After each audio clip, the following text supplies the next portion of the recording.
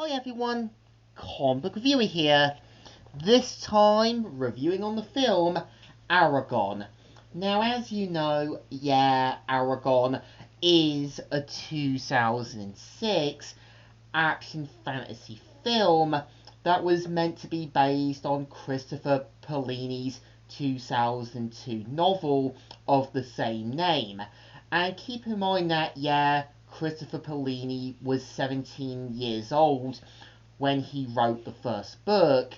And I know the film and the book tends to get get a kind of comparison between Lord of the Rings and Star Wars. And I think after sitting down and watch the film, I can see why. So the premise of the film is meant to follow Eragon, who is basically a poor farm boy living with his uncle Caro and his cousin Roran. And we kind of see how, Eragon finds a mysterious blue rock that turns out to be a dragon egg. And we kind of see how he learns from a old elderly once dragon rider known as Broom that he's now become the next dragon rider, and they have to deal with the tyrannical king known as Galbatrox, who was once a dragon rider who betrayed all the others to gain power and control. And this is where we're going to see the typical Star Wars fashion. Like, Luke Skywalker wannabe meets basically old and out once Jedi character. We kind of see how Galbatrox is meant to be the Emperor and Darth Vader. We kind of see how characters are going to get thrown right to left. And it feels like, his henchmen and foot soldiers, Galbatrox's henchmen, are basically the orcs, but except less interesting. And I think the problem is, when you do have his henchmen, he kind of feels like a bit like Wormtongue from Lord of the Rings, but a mix of a sort of other Sith character. And it feels like it's a shame, because it seems like they were really trying to make this big ultimate world-like idea, but it feels like, some characters don't feel like what they really need to be. Some storylines don't really work.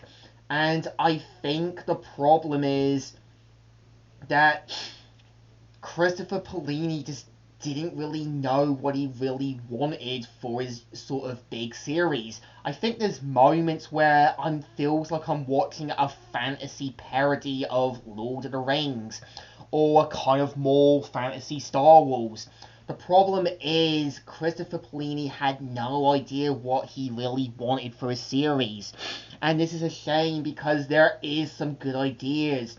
It just seems like he borrowed a lot from it. And again, this happens with most writers.